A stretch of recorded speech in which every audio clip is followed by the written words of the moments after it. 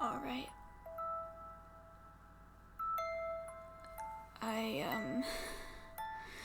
Not sure how to start this, correctly. This is unscripted, of course. And I think I'm finally ready to talk. Talk about my trauma. So here we go. Let's start off with Chapter 1.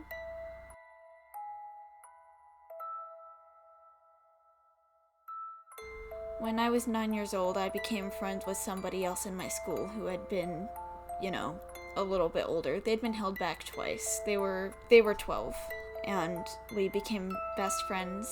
Me and her, we were almost inseparable. We'd hang out all the time. We'd go to each other's houses. We'd have sleepovers. We'd have fun. We'd go to the roller rink every Saturday. But it changed one day. She asked me if I wanted to play in the basement. And I thought, sure. She told me there was something she wanted to try, and she thought that I would like it too. And I trusted her. Next thing I knew, this became a normal event. Every time I went over to her house, she would do the same thing to me over and over and over and over, and she wouldn't give me a break. She took away every sense of privacy and safety that I felt. She took away everything from me. She took away my childhood. She took away my innocence, and she took away everything that I could have used to feel good about myself. My body is still permanently scarred and damaged. About 2 years later, we had started drifting apart because I was tired of it. At that point, I was 11, and I finally told somebody about it. I told my mother and my grandmother, and this was also the year where I started questioning my sexuality. And instead of offering comfort or something, all my grandma said was, "Oh, so that's why you're gay." I cannot even begin to describe how much that hurt. I trusted her so much, and that's all she could say. She kept asking for details. Not normal details. Details that were way too graphic for my liking, making me recount the whole thing.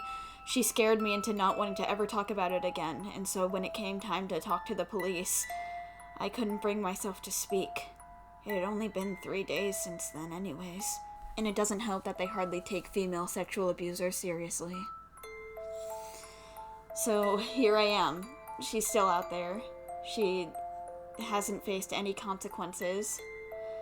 I tried doing everything I could to get her to face some kind of justice. I couldn't deal with myself. I felt so disgusting. I told her boyfriend, and her boyfriend said he didn't care, and that I deserved it because I was making too big of a deal out of it. And this marked where my second suicide attempt happened. One of my actual friends that I still talk to from time to time, wish I could talk to more, was there. She witnessed it. She had to keep me from slitting my own wrist. She had to hold me back, tie me down. I was so broken, and I felt so dirty and disgusting. Sometimes, whenever I think of bad things that I've done, I use that as a justification. I already faced justice because I deserved that, didn't I? Girls can't assault other girls anyway, right? That's how it works, right? Must be why I'm gay. The next sexual abuse incident that happened was around a year ago at this point. And one of my friends that I talk to on a regular basis, and, she witnessed it with her own eyes.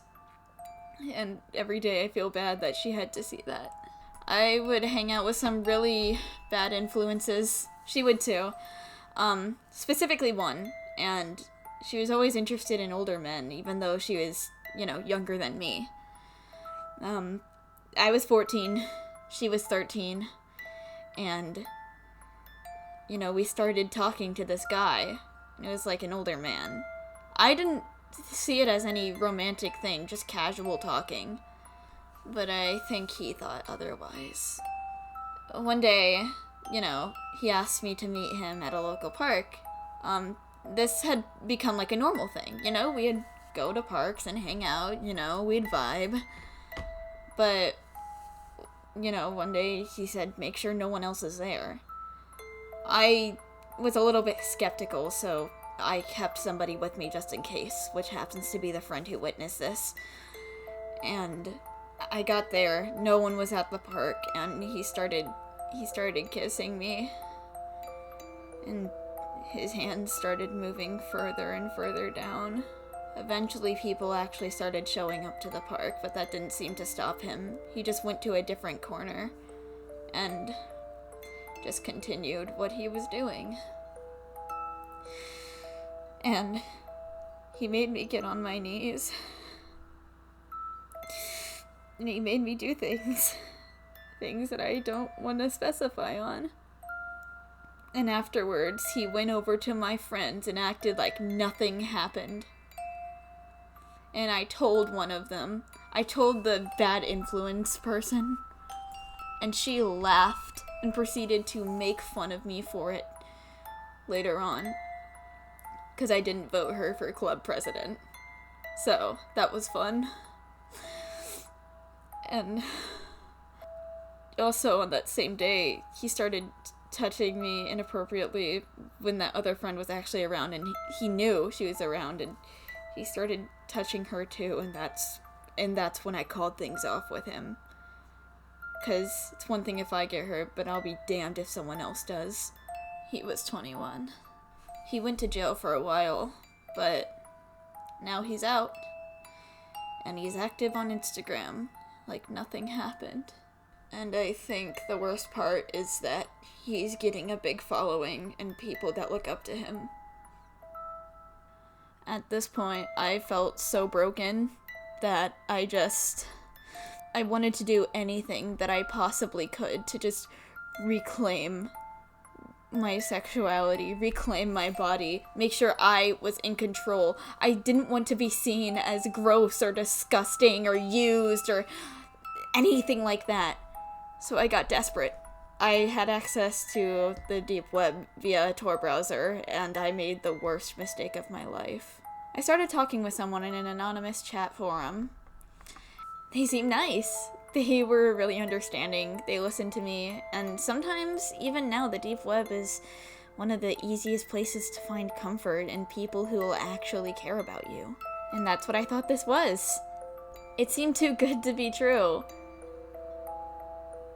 And, well, maybe that should have been my warning sign, because by all means, it was. And I wish I had caught it sooner.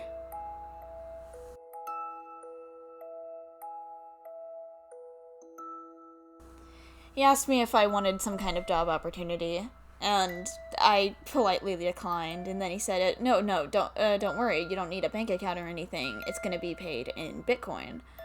And so my interest peaked. I thought, Bitcoin? Sounds cool. I didn't even think about the possibility that it could be something shady. I mean, he was so nice after all. He says, the company is called Lollyporn. Now let's get you an email and give you a stage name. Make sure you have your camera ready. Never would I think that I would be able to honestly and genuinely say that I've been a child porn star. Yeah. It's been a tough one, that's for sure. And the only way I'm coping through it is with humor, so if I seem like I'm joking or sarcastic in any of this, it's because I'm keeping myself from having a mental breakdown. So it was all about customs.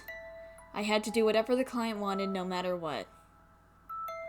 If I told anyone, they would hold my personal information above my head.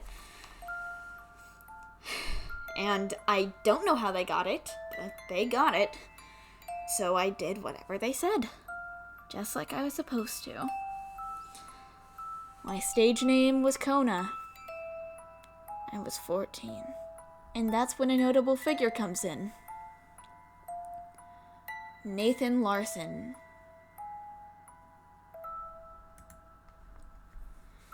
Nathan Larson is an American accountant, and he was a politician. He was advocating for, taking women's rights and decriminalizing child sexual abuse and incest. And he operated a website that was very commonly known about, a year ago, called Rapey. It encouraged pedophilia and child rape. And I was dragged in. There was a Telegram chat, and he was part of it, and so was I. Under my stage name, of course. My supervisor at Lollyporn highly suggested that I do that. That I join. I mean, it's a great way to get in business, right? I mean, there's people already looking for that kind of market, right? The things I experienced were too much. Not only that, but no one even fucking talks about it. In 2020, Nathan Larson was arrested for kidnapping a 12-year-old.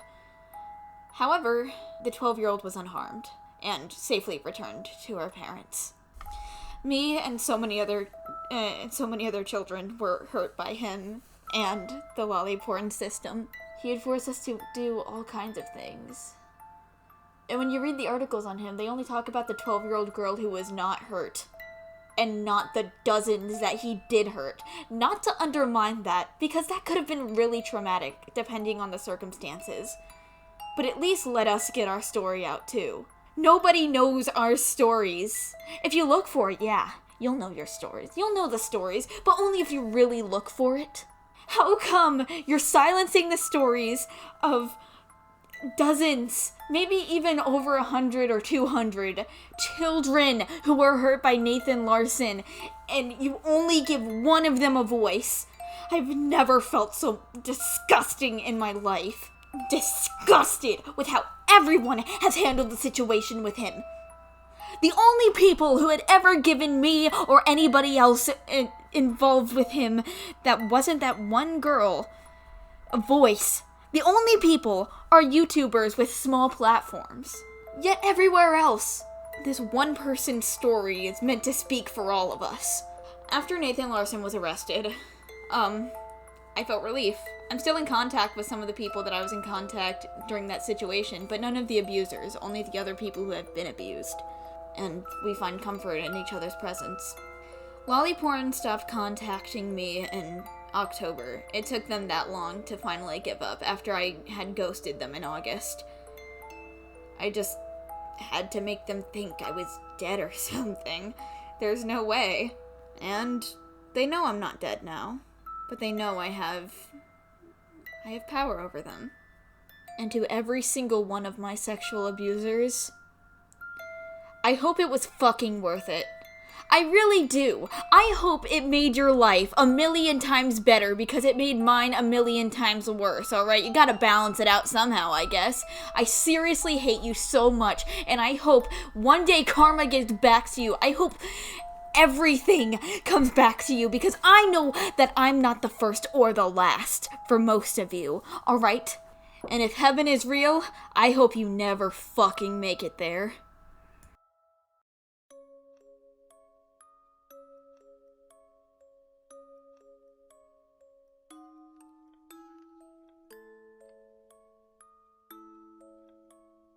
Chapter 2.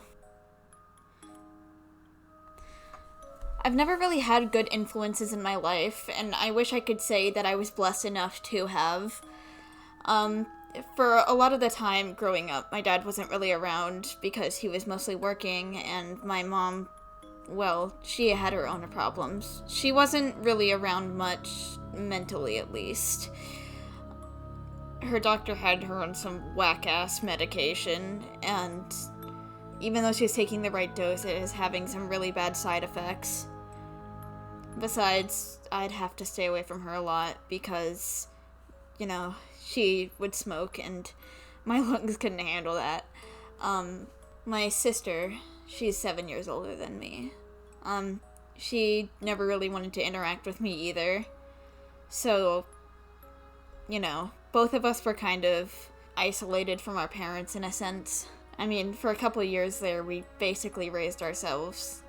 I forgive my parents for everything. I know they were trying their best, and it's okay that it wasn't enough. That's where my grandmother comes in. She acted like our guardian angel, our saving grace. And if you have ever talked to me for more than an hour, you know I hate my grandmother. I wish I was never fucking related to that woman. I wish I had never met her. I wish that when she would refuse to let me come over because I was her least favorite child, I wish it would have stayed that way and I would have never, ever gotten attached to her. I wish she didn't even exist. I wish she died before I was born. I hate her. She is what the cool kids call a narcissistic abuser, and I hate her because she made me feel loved and safe for my entire life until I was 12, while subtly breaking me down from the inside out. And I didn't even notice. She tore my family apart. She tore apart my relationship with my parents. She tore apart everything. I cannot even begin to stress how much she ruined my life. By the way, this is the same grandmother that made that comment that I talked about earlier in the sexual assault segment. But that's the thing, she tried to butter me up so much, she tried to make me feel so safe with her that I just turned a blind eye to that. Anybody else from the outside looking in, if they saw that, if they heard that, they would have known something was wrong. But she had carefully just wrapped my heart in strings and pulled at it just enough to where one wrong move and those strings were gonna be so fucking tight it falls apart into bricks and collapses like a Jenga tower. She isolated me from the rest of my family. Every time I'd go to hang out with any other members of my family, she'd be like, "Remember, Grammy loves you most, and she loves you more than anybody else. They don't love you like I do. But don't worry, I'll be waiting here when you're done." And all of this started when I was 3 years old. Three! And she's the reason my body issues started, and I remember the exact events of how they started. Again, my sister's 7 years older than me, and, we were going shopping, and we were having fun, and my sister tried on a dress, and I thought it looked really pretty on her. And my grandma said, "Your stomach's kind of poking out, makes you look a little fat." And I thought it was kind of BS, so translate this into 4-year-old language as best as you can. But I said something along the lines of, "Oh, yeah, so this looks better?" And I sucked in my stomach. Now, I was already extremely skinny. I didn't even need to suck in my stomach for you to see my ribs. So my stomach wasn't just flat, it was curved inwards. And she said, "Oh my gosh, yes, that looks so much better. You should really start losing weight." And that is how my body issues started. But again, she buttered me up and acted like she loved me so much that I didn't even realize. You know Mother Gothel from Tangled? Yeah, it's like that. Not to mention, she would teach me horrible morals.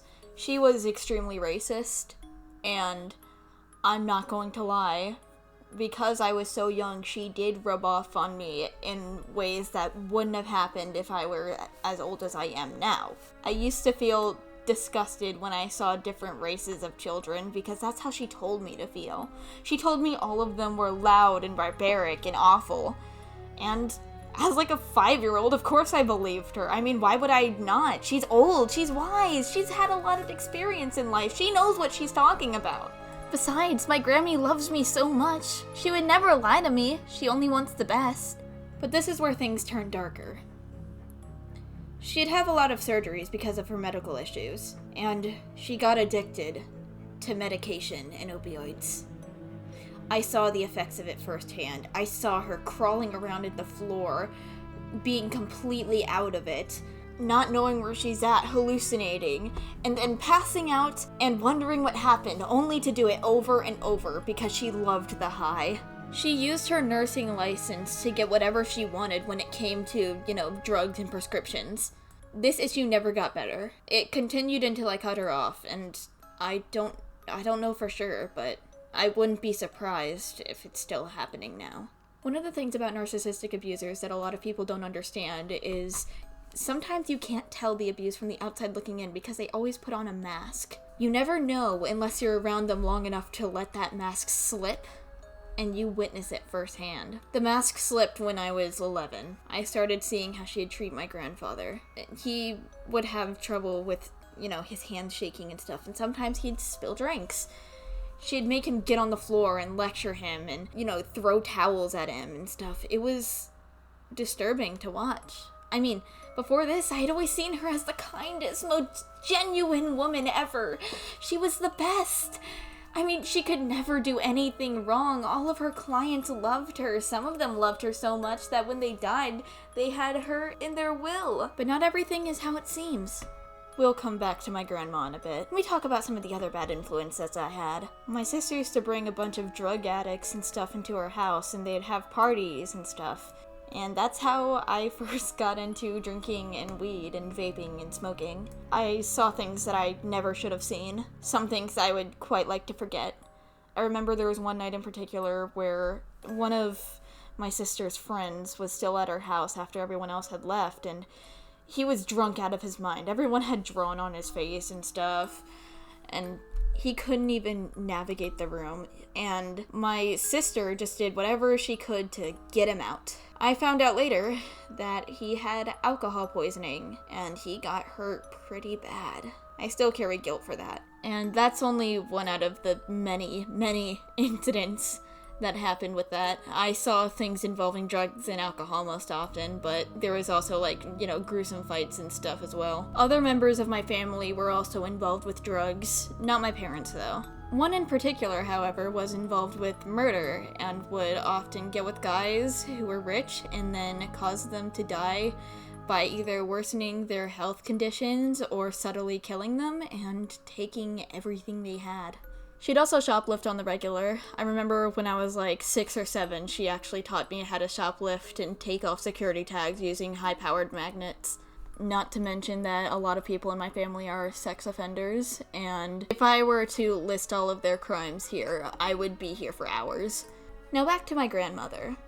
My grandmother always acted like she hated these people, and so I thought she was really rational. Turns out she was just like them.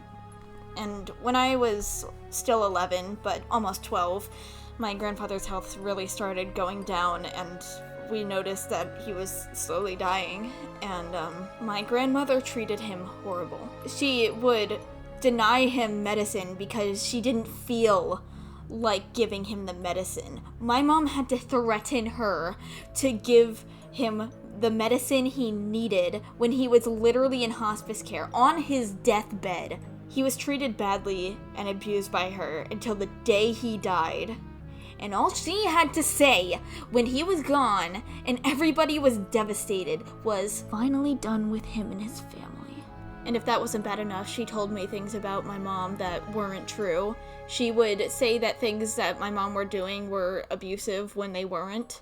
She'd purposely cause tension in between us so I'd have a worse relationship with my mom and hopefully replace her with my grandma. And the fights that me and my mom had due to conflicting information that was given to us by her still traumatized me, and it was neither of our fault. It got to a point where me and my mom didn't talk to each other for an entire month, and my dad wasn't ever around, and so it was just me and her in the house all of the time. My dad was across the country. The silence was deafening. It was awful. The only thing that caused us to talk to each other again was after my grandfather died. We related in the sense of grief, and we were able to bond that way. My grandma had ruined my relationship with her so bad that that conversation that we had for the first time in a month was the first conversation we had at all that wasn't a fight in the last 8 months or so. Something like that. That's how bad it was. And I remember it was jarring, it was awkward, it was tense for both of us, because we weren't used to hearing each other's voices when we weren't, screaming or yelling or crying.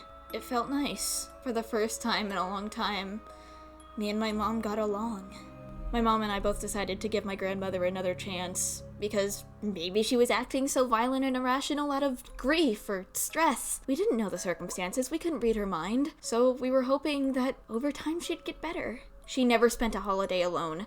We always took her out for food. We made sure to spend time with her, go to her house every single day, make sure she had company. We did everything. But I guess it wasn't enough.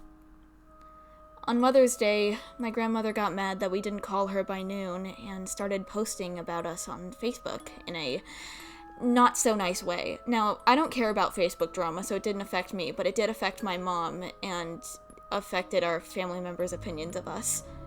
They were in different time zones after all, so it was later for them. I called my grandmother out on it. It was only noon. I was spending time with my mom.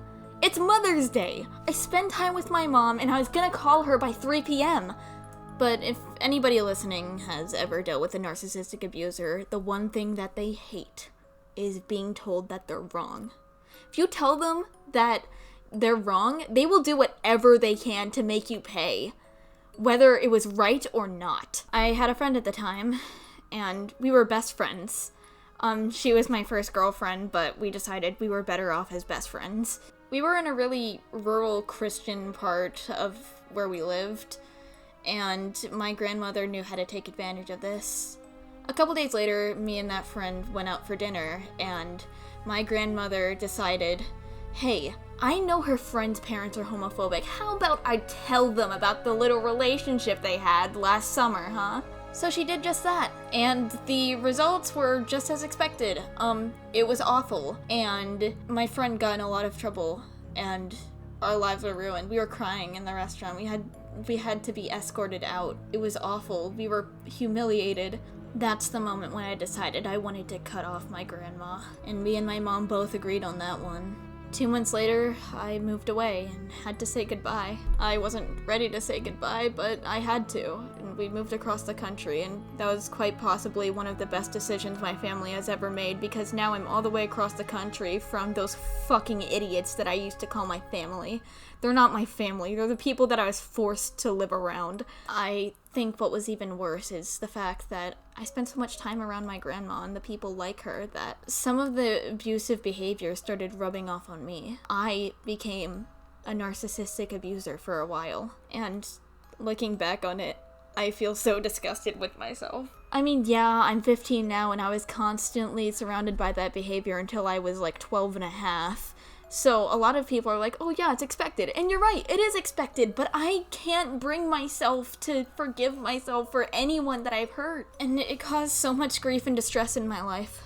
And after everything that's happened in my life basically fucking chewing me apart, it still somehow came back to bite me again.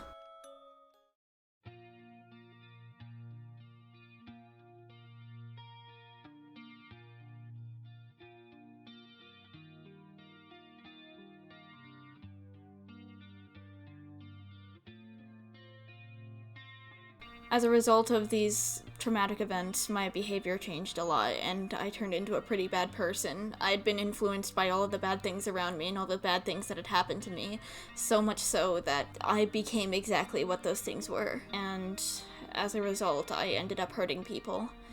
And I've already admitted that I've been toxic in the past, even on this channel. I think it was like my last video or something, if not someone before it. And I wish I could turn back time. I wish I could take every bit of pain that I ever caused to anybody away, but I know I can't.